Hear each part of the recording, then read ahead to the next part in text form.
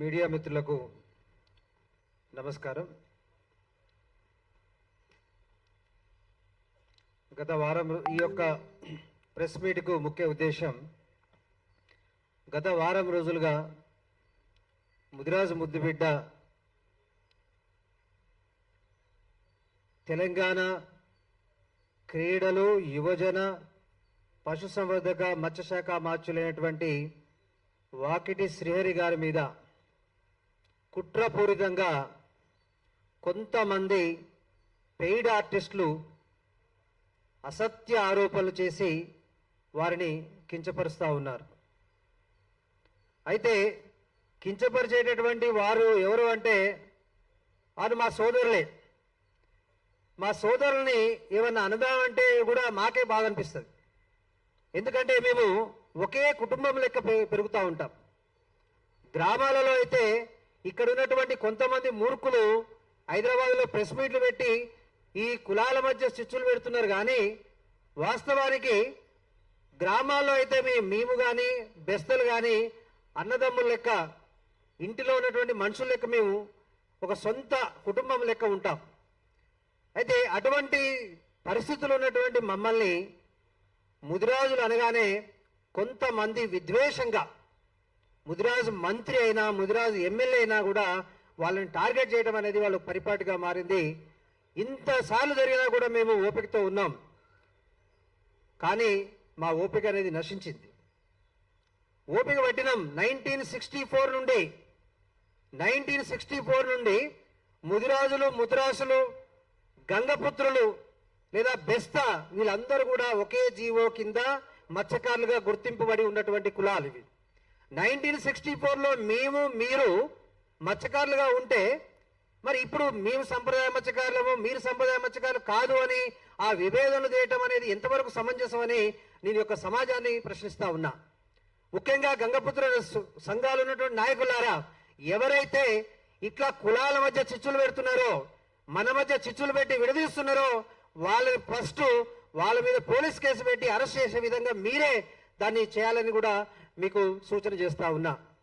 1964 నుంచి ఒకే వృత్తి చేస్తున్నటువంటి ముదిరాజులు, గంగపుత్రులు, ముదిరాజులోనేమో బీసీడీలో ఉంటారు, గంగపుత్రులేమో బీసీఏలో ఉంటారు. ఇదెక్కడి న్యాయం? ఇది అన్యాయం కదా. గత 50 సంవత్సరాల నుంచి మేము నష్టపోతున్నాం కదా. బీసీఏ ఫలితంగా మీ అందరికీ ఉద్యోగాలు వచ్చిన విషయం నిజం కాదా? మీకు ఉద్యోగాలు వచ్చి కూడా మత్స్య వృత్తిలో ఉన్నటువంటి వాస్తవం కాదా? మత్స్యకార సభ్యత్వాలు ఉన్నది వాస్తవం కాదా? ఒకవేళ అందరు మత్స్యకారులకు ఆధార్ కార్డు లింకు చేయగలిగితే మీరందరూ కూడా దాదాపు సగం మంది మత్స్యకారులుగా బయటికి వెళ్ళిపోయే అవకాశం ఉంటుంది. ఉద్యోగాలు ఉన్న వాళ్ళు ఎవరైనా కూడా, ముదిరాజులు కానీ గంగపుత్రులు కానీ ఎవరైనా కూడా వాళ్ళ యొక్క ఆధార్ కార్డు లింక్ చేస్తే దాదాపు పేదరికంలో ఉన్నటువంటి గంగపుత్రులు, ముదిరాజులు అందరికీ కూడా అవకాశాలు వస్తాయి. ఆ పని చేద్దామంటారా? చెప్పండి. మేము ఖచ్చితంగా ఆ పని చేయడానికి ఇప్పటి నుంచి సిద్ధంగా ఉన్నాం. ఇన్ని రోజులు కూడా మేము ఓపిక పట్టినాం. అరే మన ఇంటి సోదరులు ఇప్పటికైనా మారుతారేమో అని కూడా ఉన్నాం. అరే రాజ్యాంగం అనేది మీకు మాకు సపరేట్గా ఉంటుందా అండి? ఏదన్నా రాజ్యాంగం అనేది మీకు ఒక రాజ్యాంగం, మాకు ఒక రాజ్యాంగం ఉంటుందా? జీవో అనేది మీకు సపరేట్ జీవో ఉంటుంది, మాకు సపరేట్ జీవో ఉంటుందా? 98 జీవో అనేది మీకు మాకు ఒకటే అయినప్పుడు, రాజ్యాంగం ఒకే రాజ్యాంగం కింద మనం పనిచేస్తున్నప్పుడు, ఒకే రాజ్యాంగం కింద మనం బతుకుతున్నప్పుడు మాకు సపరేట్ మీకు సపరేట్ ఎందుకు ఉంటుంది అనే విషయాన్ని, ఎందుకు ఉండాలనేటువంటి విషయాన్ని కూడా నేను ప్రశ్నిస్తా ఉన్నా. కాబట్టి ప్రభుత్వం వెంటనే రాష్ట్రంలో ఉన్నటువంటి మత్స్యకారులందరికీ కూడా వారి యొక్క ఆధార్ కార్డులను ఈ మత్స్యకార సభ్యత్వాలకు లింక్ చేసి అనర్హత కలిగినటువంటి మత్స్యకారులందరినీ కూడా తొలగించాలని నేను సోమాజిగూడ ప్రెస్ క్లబ్ నుంచి నేను ప్రభుత్వాన్ని డిమాండ్ చేస్తా ఉన్నా. అందులో ముదిరాజులు ఉన్నాయండి, బెస్తలు ఉన్నాయండి, ఎవరైనా కానివ్వండి, ముదిరాజు సభ్యత్వాలు ఓనేయండి, గంగపుత్రులు ఓనేయండి, నిజమైనటువంటి పేదరికంలో ఉన్నటువంటి మత్స్యకారులకు న్యాయం జరగాలని నేను ఈ ప్రభుత్వాన్ని డిమాండ్ చేస్తా ఉన్నా. ఇంకొక విషయం, మంత్రి గారు వచ్చి దాదాపు 1 సంవత్సరం అయినది.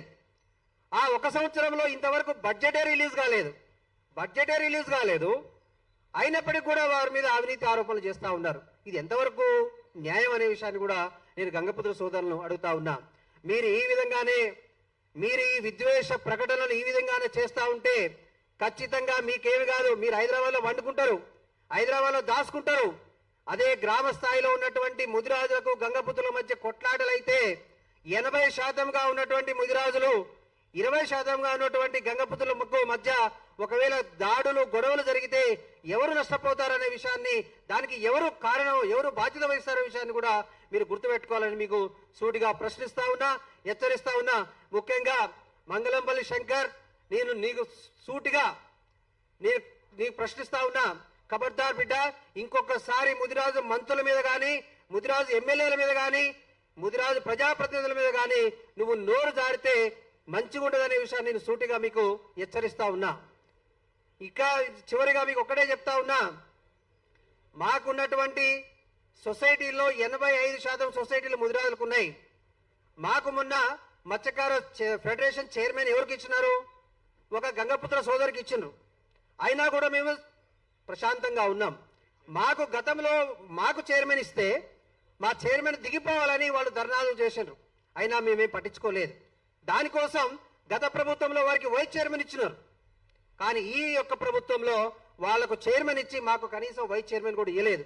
అయినప్పటికీ కూడా మేమేమి కూడా ప్రభుత్వం యొక్క మారుతుందేమో అనేటువంటి విషయంలో ఒకరి యొక్క ఆలోచన విధానం మారి ముదిరాజులకు న్యాయం చేస్తారని కూడా మేము ఆలోచన చేసినాం. అయినా కూడా జరగలేదు. ఈసారి ఖచ్చితంగా చెప్తా ఉన్నాం, మా శంకరన్ అన్నట్టు ఖచ్చితంగా ఈసారి ఫెడరేషన్ చైర్మన్ ముదిరాజులకే ఇవ్వాలని సూటిగా మేము డిమాండ్ చేస్తా ఉన్నాము. వైస్ చైర్మన్ మీకు ఇవ్వండి, మీరు వైస్ చైర్మన్ మాకు ఇవ్వాలని కూడా మీరు చెప్పలేదు.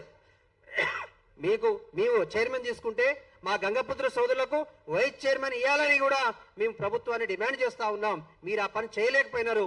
కాబట్టి ఎవరైతే గంగపుత్ర నాయకులారా ఒకటే చెప్తా ఉన్నాం, ఈ ఎవరైతే చీడపురుగులు ఉన్నారో, మీ కులంలో ఎవరైతే చీడపురుగులు ఉన్నారో వాళ్ళని ముందు మీరు దృష్టి పెట్టండి, వాళ్ళ మీరు కఠినంగా శిక్షించాలని కోరుకుంటూ, ఇంకొకసారి ముదిరాజుల మీదకి ఎవరు వచ్చినా కూడా సహించే లేదు బిడ్డ, ఖబర్దార్ అని హెచ్చరిస్తా ఉన్నా. Thank you.